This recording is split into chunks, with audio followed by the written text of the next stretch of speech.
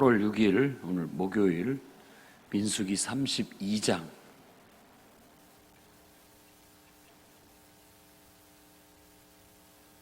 르우벤 자손과 갓 자손은 심히 많은 가축대를 가졌더라. 그들이 야셀 땅과 길르앗 땅을 본즉 그곳은 목축할 만한 장소인지라. 거기 거주하였고 므낫세의 아들 야일은 가서 그 촌락들을 빼앗고 하봇 야일이라 불렀으며 노바는 가서 그 낫과 그 마을들을 빼앗고 자기 이름을 따라서 노바라 불렀더라. 아멘. 네. 오늘은 민수기 32장 갓 자손과 갓 지파와 르우벤 지파의 요단강 동쪽에 거주하게 된 배경의 이야기를 담고 있습니다. 이스라엘이 가나안 땅을 점령해 들어가는 게 첫 번째는 가데스 바네아 쪽에서 시도를 했다가 결국은 실패하고 이쪽을 동쪽으로 돌고 돌아가지고 이제 요단강 동쪽부터 점령해 가게 되었던 겁니다. 그래서 나와 있듯이 바산왕 시온과 또 5개의 나라를 결국은 다 최초에 점령을 하게 되었고 또 미디안도 다 그들을 멸망시키게 되었고 그 땅을 이제 차지하게 됐습니다. 요단강 동편에. 그래서 갓 지파하고 르우벤 지파가 와서 우리가 이 동쪽 땅을 우리 지파들이 차지할 수 있게 해라 이렇게 요구를 하게 된 겁니다.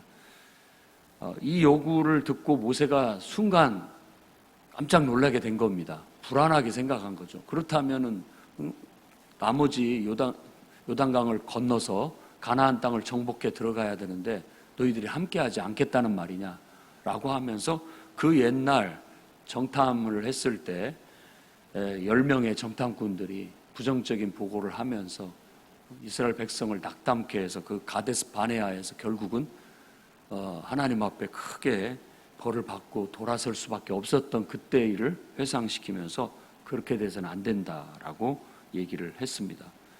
그러자 갓 자손과 르우벤 자손은 우리가 아이들과 가축들이 여기 머물 수 있도록 성읍들을 건축하고 머물게 하고 우리들은 싸움을 싸울 수 있는 20세 이상의 군인들을 우리들은 아이들을 두고 맨 선봉에 서서 앞장서서 가나안 땅을 정복하고 그 땅을 정복한 후에 모든 지파가 기업을 나누어 가질 때에서 우리는 돌아오겠습니다 라고 그렇게 얘기를 하자 모세가 곰곰이 생각해 보더니만 오히려 그것이 더 나을 것 같아서 허락을 해주게 됩니다.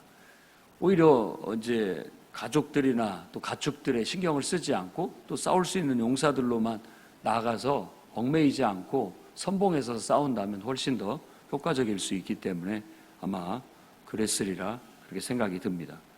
그래서 갓 자손과 르우벤 자손에게 허락을 하고 더불어서 므낫세 반지파가 그곳을 또 같이 분할받아서 차지하게 됩니다.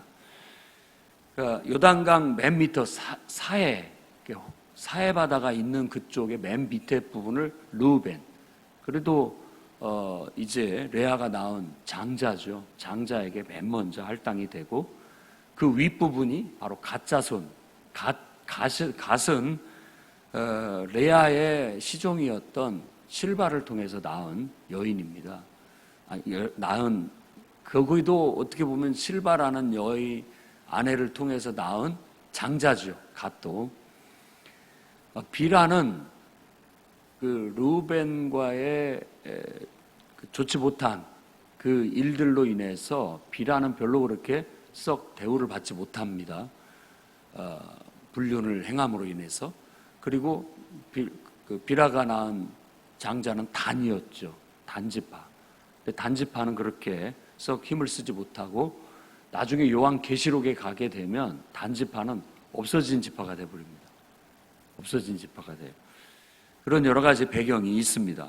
그리고 므낫세는 당연히 이제 라헬을 통해서 낳은 아들 요셉의 장자가 바로 므낫세였기 때문에 먼저 차지하게 된 것이라고도 볼 수 있겠습니다. 그래서 다 나름대로 장자들로서 먼저 그 땅을 분할받는 어떤 의미에서 특혜를 받게 되었던 겁니다.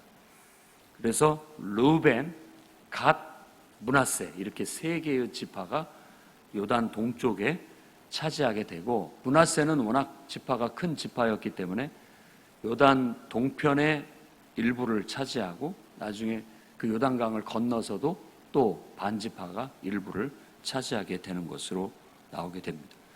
오늘 이 말씀에서 우리에게 강조하고 있는 것은 바로 공동체의 협력입니다.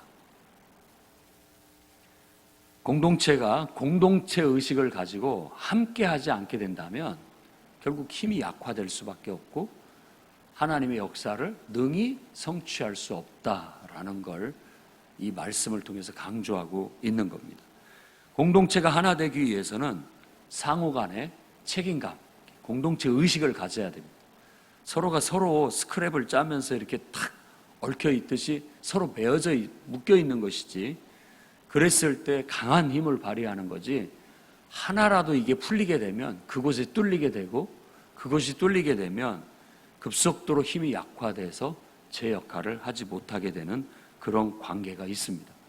그래서 공동체는 하나의 목표 아래 모두가 한 몸처럼 헌신함으로써 똘똘 뭉쳐 하나가 될 때 탁월한 힘을 발휘하게 되고 하나님의 역사를 크게 이룰 수 있게 된다라는 겁니다. 그래서 하나의 목표 아래 우리가 모두가 한 몸으로 헌신하는 정신을 실천해 나가셔야 되겠습니다. 그리고 이제 이 갓 지파하고 르벤 지파가 모세의 그와 같은 명령을 듣고 난 다음에 허락을 받자 그들이 그 모세 앞에서 맹세하는 것이 바로 주의 종인이 명령대로 따르겠습니다라는 그런 것을 강조하고 있습니다.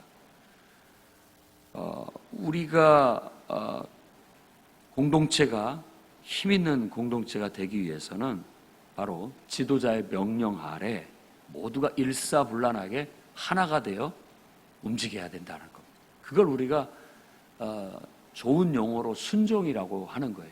순종에 대한 자꾸 부정적인 의식을 우리가 갖고 있어서 그 의미를 좀 퇴색시키고 있습니다만은, 순수한 순종은 완전한 하나됨과 화합을 이루는 세상에 둘도 없는 위대한 덕목이고 위대한 정신입니다.